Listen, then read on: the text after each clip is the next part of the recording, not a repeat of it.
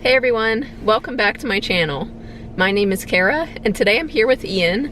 I've been doing a lot of videos with him lately, so hopefully you enjoy that. So today we're going to be thrifting, and I know I recently did a thrifting video, but that was for clothing. Today we are doing kind of antiques, decor, furniture, that sort of thing. We have a couple things in mind that we want to look for. So one thing is we definitely need a coat rack or coat hanger kind of to stick on the wall near our front door. And then, what was the other thing? A light for my office. Oh yeah, and potentially. The other, right, the other thing we need is a light for our home office. We share one, and I have a light by my desk, but he needs one by his desk. So we're gonna look for that, and that's kind of it. So I'm planning to stop at 3 different thrift stores today. The first one is Sweeten Antiques. Then we'll head over to the Antique Tobacco Barn and end it off at Regeneration Station. I've been to the first 2 before, but I haven't been to the last one, so I'm interested to see what they have as well. And we just pulled up here at Sweeten Antiques, and it seems like there's some sort of, I don't know, outdoor festival or something that's going on. I had no idea about this. I feel like this is one of the cool things about Asheville. Every weekend there's something going on. And yeah, so we're gonna check that out too. So we'll show you the outdoor market and then also the indoor store that's here all the time. All the time. Yeah, all right, well, we'll see you guys out there. All right.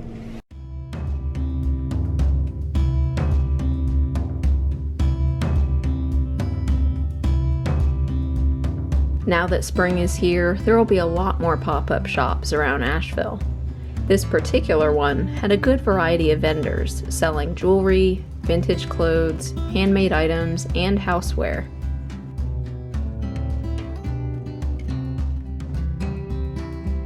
The prices were really reasonable, and we had a great time chatting with some of the vendors.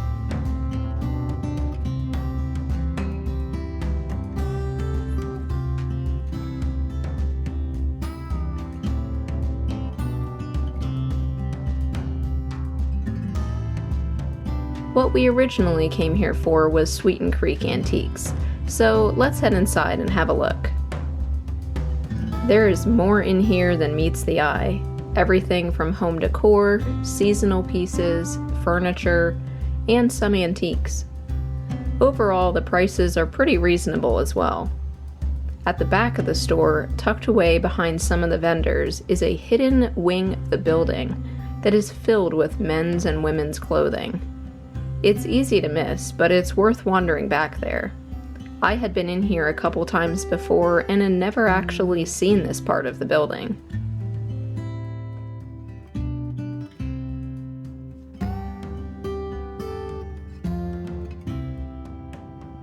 I even found some old model trains that look like ones I had growing up.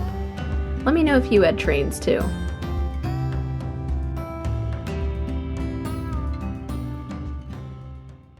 Alright, we finished up at Sweeten Antiques and their little outdoor market that they had, which there were actually a lot of really neat things. There were some really cool vintage clothing items that there were a couple I had my eye on, but they just didn't fit quite right, but the styles were really, really neat.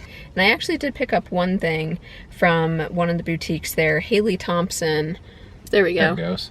Haley Thompson. She was really, really sweet, and I picked up this bracelet. There we go. Yeah, like a little geode. A little larger than a dime sized geode. And then it has like this leather band, and I always wear this, or I very frequently wear this necklace, so we thought it kind of coordinated well together. So yeah, really love that. I think it was 30 bucks, and everything there is handmade, really beautiful necklaces and just a bunch of stuff there. So that was really fun, and I would say looking in, you know, inside Sweeten Antiques, that was fun also. We didn't really find what we were looking for. There were a couple standing lamps, but nothing of our taste. There was one with like monkeys hanging off of it. Yeah, the other standing lamps, there were only a few that I, because I was looking for them. And there were a few that were too short, and then there was one that was tall enough, but it had like chimpanzees hanging off of it. Which isn't really the style I'm going for. Yeah. So yeah, so that's a fail, but there were still neat things. And overall, I would still say it was a success though. It was fun to wander around, and we still have 2 more stops to do. But real quick, we stopped for lunch at the Cantina, which is in Biltmore Village. We actually haven't been here before, so this will be our first time trying the food, but I'm excited. It smells really, really good. Yeah. So, which one's mine? You want me to show them? Sure. That All one's right. mine then. We haven't seen this, so yeah, this is the so first I look. got the pork carnitas tacos, which looks like they have 2 tacos, some salsa, comes with refried beans, and then also coconut rice, but you're allowed to switch out for other sides if you want. And then you ended up getting the pork carnitas Same thing. burrito. Dang, that looks good. You got a Yeah, muffin. with grilled veggies and cornbread. Nice. Jalapeno cornbread. That's That the looks best way to make it. So good. Yeah. Awesome. Well, we're gonna dig into this and then, yeah, head off to the second place. All right, we just finished up our lunch and wanted to give you a little bit of a review on it, and then we'll head over to the Antique Tobacco Barn. But I honestly think that food was super delicious. And something that I didn't mention before is that it came out really quick. We just did takeout, as you saw. And by the time we sat down to wait for our food, I think it was literally 3 minutes later that the food came out. Yeah, it was insane. We went in at like 1:45 to eat lunch. 1:30, I think, or something. I don't know. I think it was. Oh, okay. I think it was 1:45 because we ordered. Honestly, it took us longer to order than it did for them to make the meal. Yeah, it was crazy. And it's Saturday, too. It is a bit later, you know, than normal lunchtime, but there were still plenty of people in there, and yeah, I mean, highly recommend it. It was really, I love really Asheville for the food. So good. I was just saying to Kara, like, the best city that I've either lived in or been to for food. Like, so, like, pretty much every restaurant is phenomenal. Yeah, I feel like you could just like spin around and point at a restaurant and it'll taste good. It's gonna be amazing, yeah. Yeah. Yeah, it's getting pretty hot, so I'm gonna I pull know. off the hat too. Yeah, well, in my hot it gets car. Yes, in your hot it gets car. So we're gonna move to a cooler place so that Kara can think straight. Yeah. Well, and also the Antique Tobacco Barn, something to mention about that place is there is no AC and there's no heat either, because it's just huge like barn door or garage door, I guess, that they just open.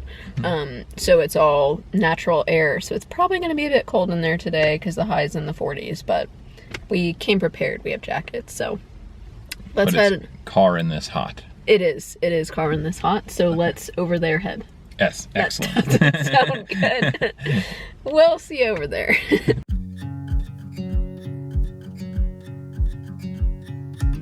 Our second stop is the Antique Tobacco Barn. This place is massive and it's easy to spend hours in here. I wouldn't exactly call this place a true thrift store, maybe more like an antique store, as it does tend to be pricey, but there are some hidden treasures.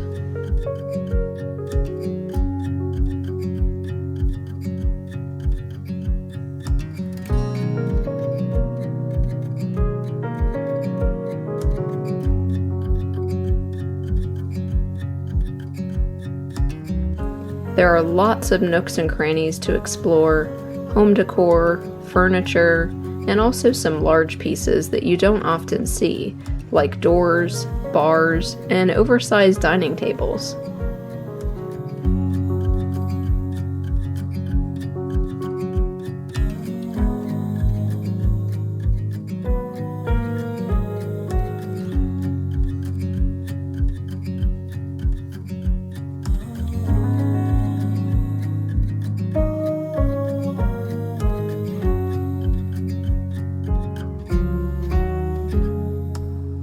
Out back, there's an outdoor section that has some garden supplies, live edge wood, etc.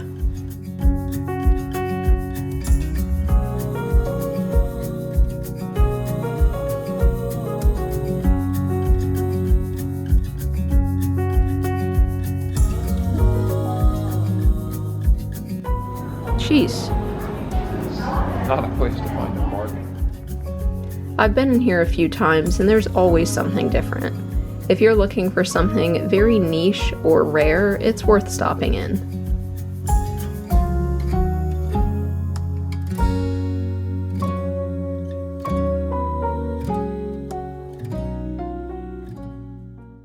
Okay, we just finished up at the Antique Tobacco Barn, and we did find some coat racks to hang on the wall, but some of them were not really our style, and then we did find one that we really liked, but it was like, what, 65? It was $60.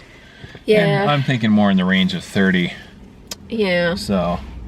Yeah, so visually it looked pretty nice, but just more than we were looking to spend. And they did have some standing lamps, but then halfway through looking, we kind of changed our minds and decided that we might just do some, like, mounted. Yeah, mounted, that's the word I'm looking for. So we'll probably stop looking for a standing lamp, but we do have one more stop, and we'll look for another coat rack there. Yep. But generally, there's a huge variety in there. The prices, I wouldn't go there if you're looking for a bargain, except they are negotiable. Well, every thrift store is negotiable to some degree. Yeah, if you want to try to negotiate, yeah, you know, that's on you. Maybe you see something you love and do that, but it wasn't a place for bargains. Yeah, I wouldn't, you know, it's not your classic, like, thrift store. It's more like an antique store where the prices are going to be a bit higher. But they do have a lot of unique items, and I filmed a little bit of the back area, too, where they have, like, raw live edge wood and gardening supplies and things like that. So it's a bit different. I feel like they have a bit of everything between furniture, like, you know, outdoor items. They kind of have everything there. Yeah. So it's a really fun place, even if you are not looking to buy anything, to just wander around. There's always something interesting that I find there that's pretty cool. So still recommend going, but yeah, not if you're on a budget, probably. Yeah. Well, we're gonna head now to our third and final stop, which is Regeneration Station. So yeah, we'll see you over there. Our third stop is Regeneration Station, which ended up being my favorite of the three. The styles tend to be a bit more modern, think boho, farmhouse, and even cabin, though there are certainly plenty of options if you're looking for traditional and antique.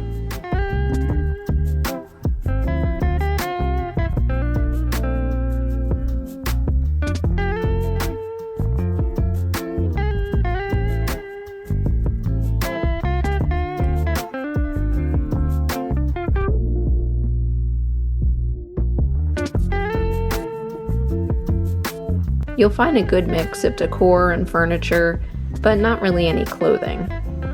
Overall, the prices tended towards the reasonable side.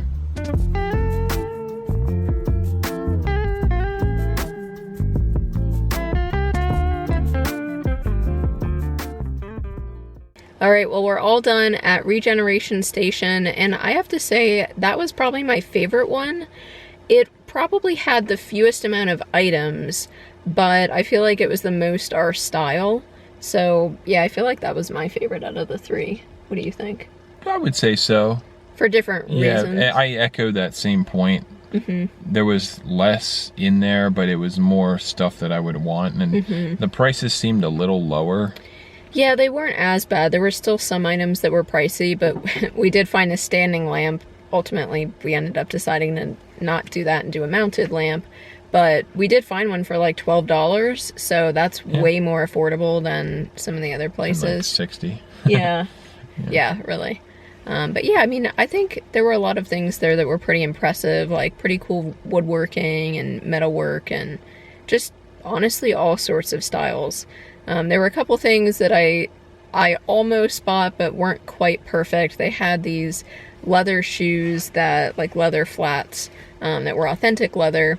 And they were only $50, and they looked like they had never been worn before, but they were slightly uncomfortable, and so I just decided to not get those. And then the second thing was a hat that I also really liked that had like hand-painted mountains and trees on it. That was really pretty, but it was $85, so that was pretty pricey.